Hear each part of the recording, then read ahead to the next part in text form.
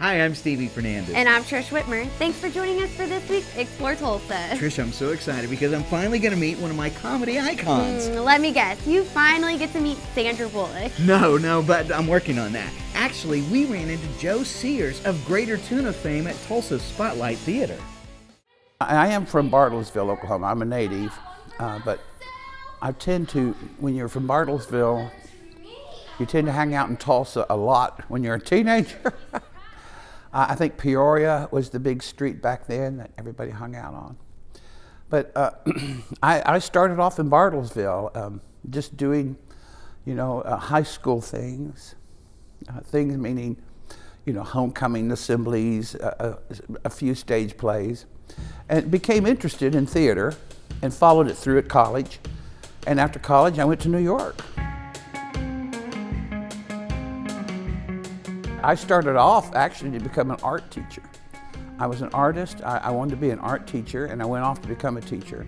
But somehow or another that acting thing came around again, and they roped me into the drama department over there at Tahlequah NSU. And I became successful in that. I won a couple of acting awards, and I thought, this is pretty good. But I also enjoy good comedy. We created Greater Tuna. Most of the people here in Tulsa know me from my comedy of the tuna plays and characterizations, Aunt Pearl, Bertha Miller, Reverend Spikes, the sheriff, Joe Bob Lipsy, the little theater director. I have become him. I've become Joe Bob Lipsy. Jody Miller, get yourself in here and finish your breakfast. The tuna plays came about down on 6th Street in Austin. So I moved to Austin in 1980 and helped start a theater company there. And it was on 6th Street, but that's back when the hippies ran things in Austin, and it was all done by being a flower child. I spent my 30s and 40s there. I lived there, I'm still living there, 38 years. And so now I've moved back to Bartlesville, and I'm living the quiet, comfortable life near a park. But in Austin, the vitality of what it is, I was the history of that. Greater Tuna started on 6th Street as a part of a big entertainment district. It's still a huge entertainment district. I mean, now they have the famous Willie Nelson Austin City Limits Theater down there in the 6th Street area. But it used to just be, back clubs, nightclubs, comedy clubs, and that's where Tuna started, was at a comedy club on 6th Street. Today we have the winners of the Tuna Junior High American Heritage Essay Contest for this year. And this year's winner is Connie Karp.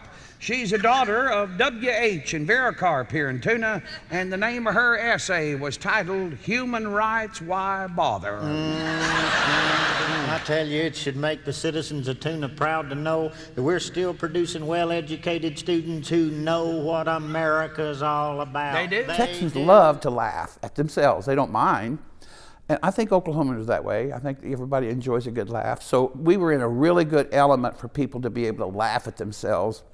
And so taking on the moral majority in the early 80s with comedy rather than placards and aren't you ugly and aren't you non-moral and aren't you all unmoral, and we did it through comedy and satire, and it worked, and the message got out even better. I give up, Coach. Take me out. I can't find the news. So we're going to say good night to you. Good night. And we'll see you tomorrow. See you tomorrow. Until then, remember our motto here at Radio OKKK. If you can find some place you like better than Tuna, move. Go on. Get out of here. When we got to Washington with the show, it was a huge hit. And that's how the president, everybody in Washington kept saying, you have got to go see this crazy show from Texas. It's so funny. And by that time, we had good reviews. Well, the president, that's how he came to see us, on a very cold, wintry night. So when the president came, it's a surprise to the audience to see the president walk in. And it was just a thrilling night to be performing your show for a president. President Bush wanted to come back at intermission and say hello. And we have to change from characters into the Tasty Cream girls. And we got pantyhose and earrings and lipstick, and I said no. I said, I'm not going to meet the president in a dress. I wouldn't do it. They said, well, I said, I'm not going to meet the president in a dress. I said, I'll say hi after the show. And I'm glad, because you just, there's no telling what those characters would have said to him.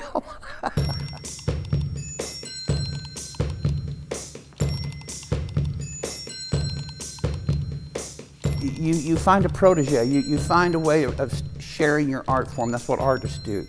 They hand it down, they hand the craft down. If you're a true artist, that's what you do. It's my time in my life to do that, and so I'm choosing to do it in my home state in Oklahoma. I'm very active in the arts, and that's one of the other things that I took on recently was, don't come after the arts in Oklahoma.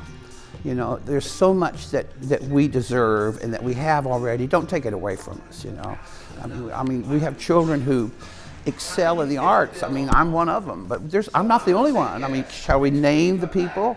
And that's just in acting, in the performing arts. Then you've got music and singers. Look at all the singers from Oklahoma. So there's a lot to stand up and say we need our arts. I'm happy to promote that and to help hand that down.